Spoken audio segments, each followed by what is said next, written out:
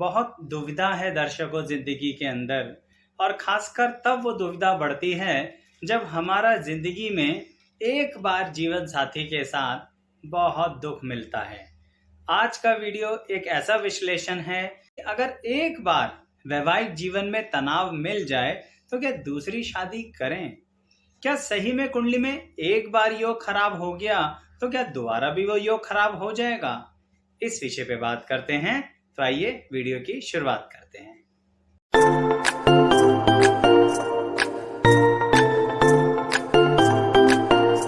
मैं एस्ट्रोलॉजर शैलेश जैन आपका अपने चैनल पर स्वागत करता हूं। दर्शकों, अक्सर जीवन में मैंने अपने अनुभव से देखा है लोगों की कुंडलियों में कि जब पहली शादी किसी कारणवश, चाहे वो कोई भी कारण हो, और हमारी पहली शादी खराब हो जाती है, यानी हमारे जीवन साथी के साथ या तो तनाव हो जाते हैं, डिवोर्स हो जाता है, या फिर कोई ऐसी घटना घटित हो जाती है जीवन के अंदर जो सामंजस्य नहीं बैठता, तो ऐसे विषय में ना इंसान बहुत सारी दुविधाओं में घिर जाता है। कई बार मैंने यंग जनरेशन के लोगों को भी ये देखा है दर्शकों कि वो लोग अपनी पसंद से विवाह की जब शुरुआत करते हैं, समाज से लड़ते हैं, जिंदगी में आगे बढ़ते हैं, लेकिन विवाह के उपरांत दोनों आपस में सामंजस्य नहीं बैठा पाते। वो सारा सामंजस्य जो विवाह से पहले था वो विवाह के बाद चला जाता है। ऐसी स्थितियों में जब आप अलग होते हैं तो समाज यानी परिवार भी साथ नहीं देता और बड़ी ही गंभीर अवस्था में इंसान फंस जाता है। और ज्योतिषीय आधार पर सोचें तो इंसान ये सोचता है कि जब एक बार मेरी शादी नहीं चली तो दोबारा चलेगी, क्या मेरे को दोबारा शादी करनी चाहिए? देखिए दर्शकों, इसके लिए कोई एक सटीक आंसर की बजाय आपको ये देखना चाहिए कि आपकी जन्मपत्री के अंदर कहीं कुछ ऐसे योग हैं जिसके कारण आपको एक बार ये दुख मिलना था। जैसे अक्सर मैं आप लोगों को कहता हूं कि जब तक आपके वैवाहिक जीवन की शुरुआत का समय ना आए तो विवाह मत कीजिए। अक्सर हम लोग सामाजिक परंपराओं के कारण, रिश्तेदारों के कारण या और किसी प्रेशर के कारण बहुत जल्दी विवाह के बंधन में बंध जाते हैं, लेकिन वैवाहिक सुख की तो शुरुआत ही नहीं हुई, वैवाहिक जीवन की तो शुरुआत ही नहीं हुई। तो ऐसे में क्या मिलेगा? दुख। जब योग, शास्त्र, ग्रह, स्थितियां आपको वो सुख देना ही नहीं चाहते तो सुख मिलेगा कैसे? तो ऐसी स्थितियों में क्या होता है, जैसे मैं आपको एक एग्जांपल के तौर पे बताता हूं कि मान लीजिए किसी का विवाह 24 वर्ष की आयु में हो गया, जो एक नॉर्मल आयु है, पर 4 साल के अंदर अंदर ही उनका डिवोर्स हो गया, यानी 28 वर्ष की आयु में वो अलग अलग हो गए। अब ऐसे में कुंडली में ये देखना बहुत आवश्यक हो जाता है दर्शकों कि क्या ये 4 साल वैवाहिक सुख था? अक्सर कुंडलियों में जब ये देखा जाता है तो मैंने एक अनुभव से बात देखी है दर्शकों कि वो वैवाहिक सुख की शुरुआत ही नहीं थी, वैवाहिक जीवन की शुरुआत ही नहीं थी। कुछ कुंडलियों में वैवाहिक जीवन की शुरुआत ही 29 या 30 वर्ष के पश्चात होती है।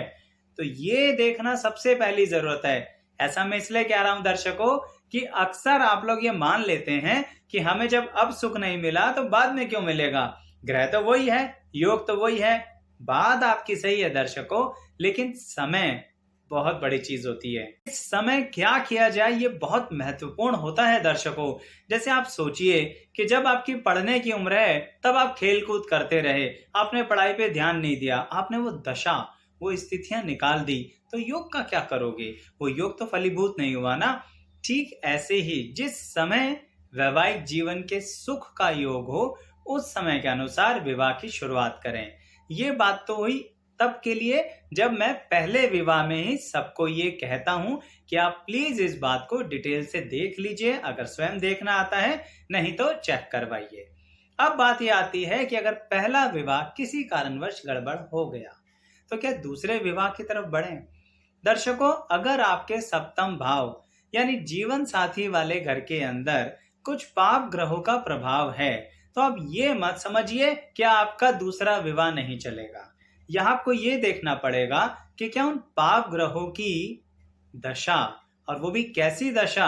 कई बार क्या होता है, हमारी बहुत लंबी दशाएं चल रही होती हैं दर्शकों, और उन दशाओं में फंस के हम 3-3, 4-4 साल तक उन चीजों को झेलते हैं। तो क्या उनकी दशाएं चली गई? पूरी तरह से कोई दशा नहीं जाती है, किसी और ग्रह के साथ जुड़ के छोटे छोटे रूप में आती है।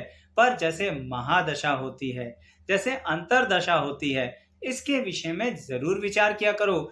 अब आप ये भी मत सोचिए कि अगर महादशा किसी ग्रह की 16 साल है, 18 साल है, तो इसका मतलब क्या अब हमारा दोबारा शादी नहीं होगी? होगी। आपको ये देखना है कि संगति से दूसरा कोई ग्रह ये साथ दे रहा है क्या।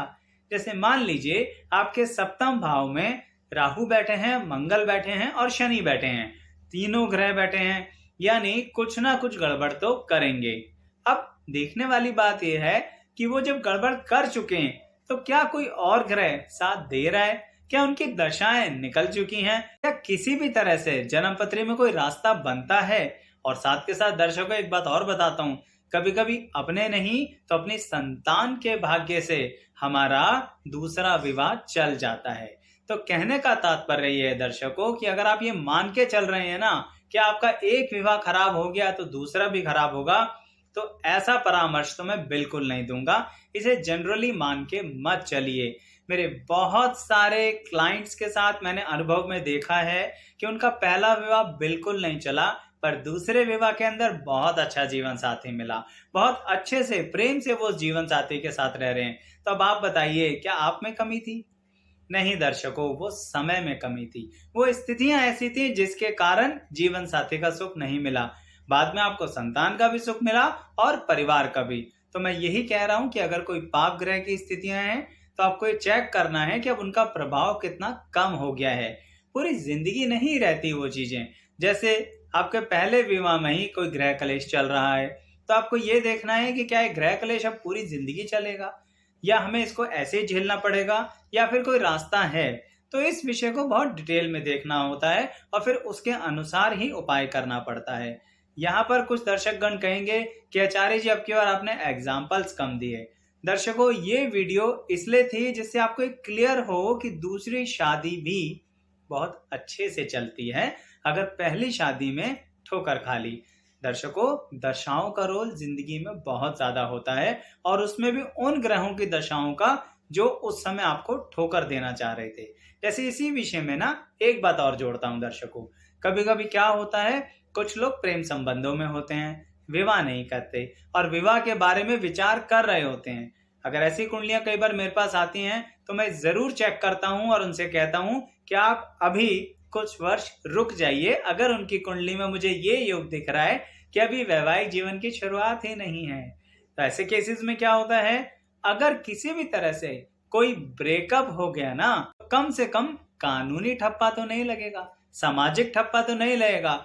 मैं यहाँ पर किसी भी तरह से समाज को सही और गलत नहीं ठहरा रहा हूँ। मैं सिर्फ ये बता रहा हूँ कि मन में एक स्थितियां आ जाती हैं कि हमारा दूसरा विवाह है, हमारा तीसरा विवाह है, या विवाह चला नहीं। पर प्रेम संबंध अगर टूट जाते हैं तो फिर भी मन को हम एक समय के बाद स्थिर कर लेते हैं। हमारा मन ये कहता है चलिए कोई नहीं, एक मित्र थे, बड़े घनिष्ठ मित्र थे जो छूट गए। ये बात मैं इसलिए कह रहा हूँ दर्शकों कि प्रेम संबंध और विवाह बेसिकली हमारे जीवन में एक संबंध ही तो है। बस ये देखना होता है कि कोई एक चीज जिस पर सामाजिक ठप्पा लगता है, कानूनी ठप्पा लगता है, तो आप उसे विवाह कहते हैं। पर जहां पर हमारी आत्मा कहीं ना कहीं हमें गवाही देती है कि हमारा संबंध है, तो उस समय में अगर आपका वो संबंध सुख देने का है तभी उसे विवाह में तब्दील करना, नहीं तो अन्यथा कुछ समय इंतजार कीजिए। तो इस वीडियो में मैं यही बताना चाह रहा हूं कि कब प्रेम संबंधों को विवाह में बदल दीजिए, कब आपका पहला विवाह अगर परेशान कर रहा है तो दूसरे विवाह के समय दशा पर ध्यान दीजिए, उन ग्रहों, उन योग पर ध्यान दीजिए, और डिटेल में नवमांश कुंडली को जरूर देखिए, क्योंकि दर्शकों वो और गहराई से बताती है जन्म पत्री के बारे में और खासकर आपके जीवन साथी के बारे में। और एक बात कहूंगा, हम यही मान के चलते हैं कि अगर जिंदगी में दूसरे विवाह का योग है तो कम से कम आपको स्पष्ट तौर पर बता दिया जाए, और अगर नहीं है तो वो भी स्पष्ट तौर पर बता दिया जाए। इसलिए हम किसी भी तरह से आपको यही कहना चाहेंगे कि आप जनरली अपने आप ये ना मान के बैठें कि एक विवाह नहीं चला तो दूसरा चलेगा या नहीं। ऐसा नहीं सोचना है। कभी कभी तो ऐसा भी होता है कि एक विवाह आपका परंपराओं में हुआ, नहीं चला, दूसरा विवाह आपका गैर परंपराओं में हो जाता है, जैसे दूसरी जाति के अंदर या फिर विदेश में जाके आप स्थित हो जाते हैं और वहां पर उन परंपराओं के अनुसार कोई पसंद आता है और विवाह हो जाता है। तो दर्शकों, एग्जाम्पल बहुत सारे हैं। मेन बात कहने की ये है कि अगर एक विवाह टूटा, इसका मतलब ये नहीं है कि सारे ही विवाह आपके गलत रहेंगे। जैसे ऐसे कहिए दोबारा वैवाहिक सुख नहीं मिलेगा, ऐसा नहीं मानना है। अच्छा दर्शकों, एक बहुत महत्वपूर्ण बात बता रहा हूं कि अक्सर कई बार मैंने देखा है अनुभव से कि आपकी कुंडली में तो बड़ा अच्छा योग है, लेकिन जिससे आपका पहला विवाह हुआ था ना, वो कुंडली बहुत खराब थी। इसके कारण वैवाहिक सुख नहीं मिला और आप अपने आप को भी गलत मानना शुरू कर देते हैं। इसलिए कह रहा हूं कि जनरली मत सोचिएगा। ईश्वर ने हो सकता है आपके जीवन में वैवाहिक सुख, संतान सुख, परिवार का सुख सब दिया हो। बस ढंग से सोचिएगा और सबसे पहले अपने आप को गलत कहना छोड़ दीजिए दर्शकों। क्यों? क्योंकि ग्रह अनुसार स्थितियां बहुत बदलती हैं। ग्रह के योग हैं, दशाएं हैं, उसके कारण बहुत स्थितियां परिवर्तित होती हैं। एक बात और बताता हूं दर्शकों, अगर आप ये देखना चाहते हैं कि आपका कोई ग्रह सप्तम भाव में बैठ के कैसा फल दे रहा है, जैसे सूर्य सप्तम में हो तो कैसा फल देंगे, या शनि सप्तम में हो तो कैसा फल देंगे, कोई एक ग्रह सप्तम में बैठ के कैसा फल देंगे, तो इसकी ना हमारी अलग अलग वीडियोस हैं, अलग अलग प्लेलिस्ट हैं, जिसमें एक एक ग्रह के बारे में बहुत विस्तार से बताया गया है। उन सब के लिंक इसी वीडियो के डिस्क्रिप्शन बॉक्स में दूंगा, आप वहां से जाके अपनी वीडियो देख सकते हैं। इस वीडियो में भी इस बात का खास ध्यान रखिएगा कि मैंने आपको बहुत जनरली डिस्कशन किया है। कभी कभी दर्शकों से बात करने का मन भी तो करता है, जरूरी तो नहीं है ना कि हमेशा बहुत डिटेल में विश्लेषण ही किया जाए। फिर भी अगर आप इस विषय पर कुछ और टेक्निकल नॉलेज चाहते हैं ना, तो बताइएगा कमेंट्स के अंदर। मैं जरूर एक ऐसी वीडियो लाऊंगा जिसमें सेकंड मैरिज या क्या दिक्कतें रही हैं और कैसे उनको सुलझाएं, उससे संबंधित बातें हों। पर ये तभी हो पाएगा जब आप कमेंट बॉक्स में बताएंगे। अगर आपको मेरी वीडियो अच्छी लगी हो तो लाइक कीजिएगा और साथ ही चैनल सब्सक्राइब कर लीजिए, और किसी और को भी जरूरत पड़े तो जरूर शेयर कीजिएगा। यहाँ तक देखने के लिए आप सभी का बहुत बहुत धन्यवाद।